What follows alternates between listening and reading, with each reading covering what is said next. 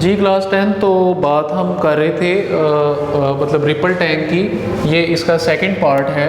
First part मैंने आपको थोड़ा एक्सप्लेन किया, उसकी एक बात रह गई, पहले उसको ज़रा कर लेते हैं। हमने ये देखा था कि पानी में जो वेव्स आपके पास पैदा हो रही हैं, आप कोई हर्डल लेके आए, कोई ऑब्स्टेकल लेके आए, कोई भी मतलब रुकावट लेके आए पानी के रास्ते में, तो जिस टाइम वाटर वेव जाती हैं तो टकराने के बाद वापस आ जाती हैं। जितने एंगल पे वो गई हैं उतने एंगल पे वो वेव वापस आई हैं, यानी एंगल ऑफ इंसिडेंस बराबर है एंगल ऑफ रिफ्लेक्शन के। ये R का मतलब है रिफ्लेक्शन और I का मतलब है इंसिडेंस। तो 10 क्लास इसका एक नाम होता है, इसको आप बोलते हैं लॉ ऑफ रिफ्लेक्शन। ये रिफ्लेक्शन का एक लॉ है जिसके मुताबिक एंगल ऑफ इंसिडेंस बराबर होता है एंगल ऑफ रिफ्लेक्शन के।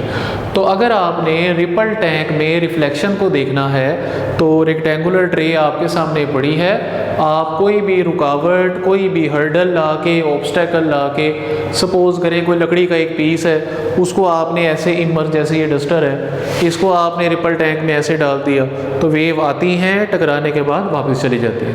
तो इस तरह आपने रिफ्लेक्शन को ऑब्जर्व किया। तो ये थी एक मतलब प्रॉपर्टी है, यानी वेव्स जो हैं वो टकराने के बाद वापस आती हैं, इसको आप रिफ्लेक्शन का नाम देते हैं। अब हम वेव की एक दूसरी प्रॉपर्टी की तरफ जा रहे हैं। वो जो दूसरी प्रॉपर्टी है उसका नाम होता है रिफ्रैक्शन। और आपको आइडिया होगा कि रिफ्रैक्शन में वेव एक मीडियम से दूसरे मीडियम में जब दाखिल होती है तो वापस नहीं आती, बल्कि दूसरे मीडियम में चली जाती है, लेकिन उसका पाथ थोड़ा चेंज हो जाता है, यानी वो बेंड हो जाती है। तो वेव थोड़ी सी बेंड हो जाती है। तो जब वेव एक मीडियम से दूसरे मीडियम में जाए और थोड़ी सी बेंड हो जाए तो इसको आप रिफ्रैक्शन का नाम देते हैं। अब मसला ये है कि हमारे पास जो रिपल टैंक है उसमें दूसरा मीडियम तो कोई नज़र नहीं आ रहा। तो आप क्या करेंगे, आप ये वाला काम करें, जैसे ये रेक्टेंगुलर ट्रे है, इसमें आपने पानी डाला हुआ है, तो किसी चीज़ को इसमें इमर्स कर दें, इतना पूरा नीचे ना करें, उसको थोड़ा सा इसमें डिप कर दें। ये कोई लकड़ी का पीस है जिसको आपने ज़्यादा, मतलब बहुत ज़्यादा नहीं, थोड़ा सा यहाँ पे आपने पानी में डाल दिया, इमर्स कर दिया। अब ये जो पानी आपको यहाँ पे नज़र आ रहा है ये डीप वाटर है, गहरा पानी है, और ये डीप वाटर नहीं है, इसको आप शैलो का नाम देंगे, कम गहरा पानी है। तो अब इसको एक मीडियम माना जाता है और इसको दूसरा मीडियम माना जाता है। अब देखें ना, हालांकि ये भी पानी है और ये भी पानी है, लेकिन बात ये है कि क्योंकि जब कोई अगर मतलब लाइट की बात करें तो जब लाइट एक मीडियम से दूसरे मीडियम में दाखिल होती है तो स्पीड थोड़ी सी चेंज हो जाती है लाइट की, इसीलिए बोलते हैं कि मीडियम चेंज हो गया। तो यहाँ जब पानी की वेव यहाँ से यहाँ पे आएंगी तो उनकी स्पीड थोड़ी चेंज हो जाएगी। और अगर आप अपनी टेक्स्ट बुक में देखें तो टेक्स्ट बुक में क्लियरली जो डायग्राम है उसमें उसने ये लिखा हुआ है कि डीप वाटर में पानी की स्पीड फास्टर होती है, यानी यहाँ स्पीड फास्ट है और यहाँ स्पीड थोड़ी सी स्लो हो गई है। तो पानी की स्पीड का चेंज हो जाना इस बात को जाहिर कर रहा है कि मीडियम चेंज हो गया। 10 क्लास आपको ये नहीं कहेगा कि ये भी वही मीडियम है, ये भी वही मीडियम है, ये भी पानी है, ये भी पानी है। कम गहरा होने से क्या फ़र्क पड़ता है, ज़्यादा गहरा होने से क्या फ़र्क पड़ता है? फ़र्क पड़ता है क्योंकि पानी की जो स्पीड यहाँ पे है वो यहाँ नहीं है, यहाँ डीप है तो यहाँ पानी की स्पीड फास्ट होगी, और ये शैलो है तो यहाँ पानी की स्पीड, पानी की में जो वेव आ रही है उसकी स्पीड स्लो होगी। तो क्योंकि स्पीड चेंज हो गई लिहाजा माना जाएगा कि मीडियम भी चेंज हो चुका है। अच्छा, अब ये है कि अब अगर आपने रिफ्रैक्शन को ऑब्जर्व करना है तो वो आप मतलब कर सकते हैं। यहाँ पे मैंने आपको एक छोटी सी एग्जांपल दी है, जैसे ये देखें, ये बाउंड्री है, ये एक मतलब बाउंड्री है, और ये जो बाउंड्री है यहाँ मैं बल्कि लिख भी देता हूँ, ये बाउंड्री कौन सी है, ये डीप वाटर और शैलो वाटर के दरमियान बाउंड्री है। ऊपर डार्क है, नीचे लाइट है, तो ऊपर आप डीप लिख लें और नीचे आप शैलो लिख लें। तो जब पानी की वेव एक मीडियम से दूसरे मीडियम में दाखिल होती हैं तो थोड़ा सा बेंड हो रही हैं, ये आपको बेंड होती हुई नज़र आ रही हैं। इस लाइन का नाम होता है नॉर्मल लाइन। ये जो लाइन है ये नॉर्मल लाइन एंगल निकालने के काम आती है। एंगल आई का मतलब है angle of incidence, angle R का मतलब है रिफ्रैक्शन। ये दोनों एंगल बराबर नहीं होते हैं, वो रिफ्लेक्शन के केस में आपने पढ़ा था कि ये बराबर होते हैं। यहाँ जस्ट आपने रिफ्रैक्शन को ऑब्जर्व करना। तो जब वेव एक मीडियम से दूसरे मीडियम में दाखिल होंगी तो थोड़ा सा बेंड हो जाएगी। उनका बेंड होना इस बात को जाहिर कर रहा है कि मीडियम चेंज हो रहा है और ये रिफ्रैक्शन है। और एक और ज़रूरी बात कि आपने जैसे कहा पानी में जो वेव हैं उनकी स्पीड क्या हो जाएगी, चेंज हो जाएगी।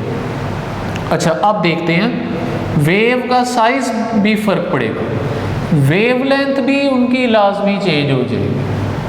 वेवलेंथ भी जैसे देखें ना, यहाँ पे बड़े साइज़ की वेव होगी और यहाँ छोटे साइज़ की वेव होगी। ये बात बहुत ज़रूरी है।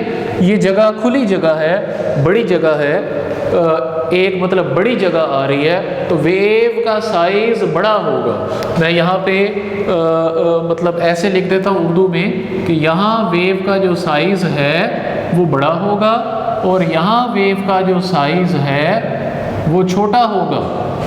यानी यहाँ लैम्बडा लार्ज होगा और यहाँ लैम्बडा स्मॉल होगा।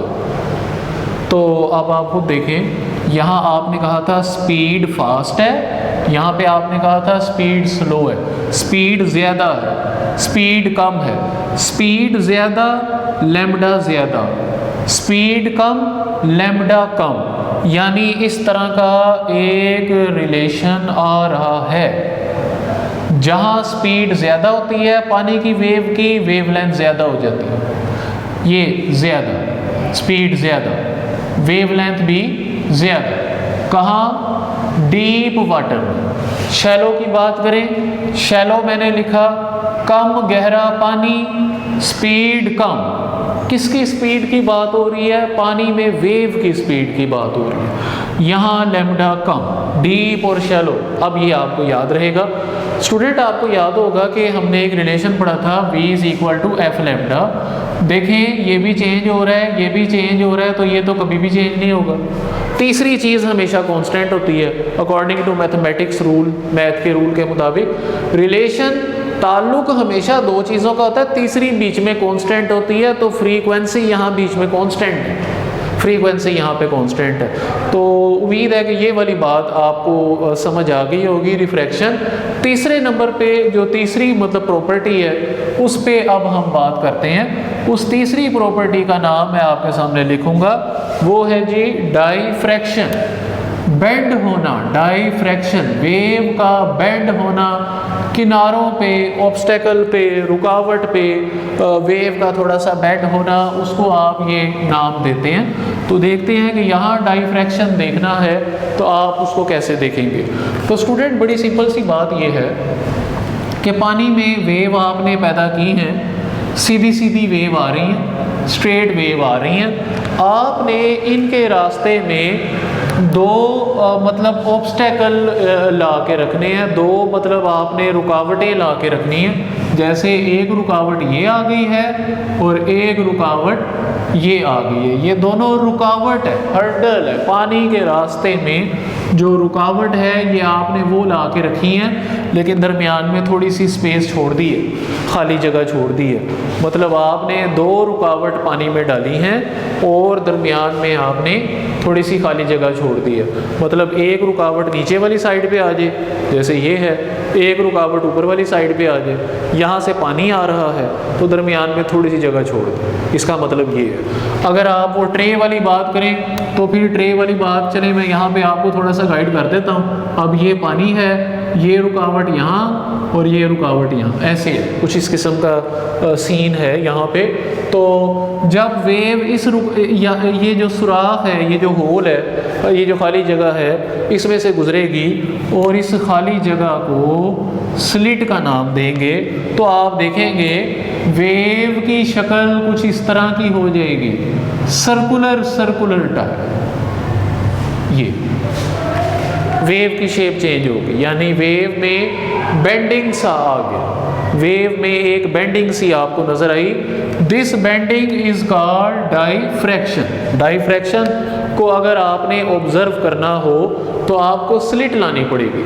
लेकिन 10 क्लास एक बड़ी ज़रूरी बात है, डाइफ्रैक्शन कभी नज़र आती है और कभी नज़र नहीं आती। देखते हैं डाइफ्रैक्शन अगर नज़र आती है तो कब नज़र आती है, क्लियरली अगर आपने देखना तो ये बड़ी ज़रूरी बात है। डाइफ्रैक्शन को क्लियरली देखने के लिए हम क्या करेंगे, हम ये करेंगे साइज ऑफ स्लिट का साइज इज इक्वल टू, बराबर है, साइज ऑफ स्लिट बराबर होना चाहिए वेव लेंथ के।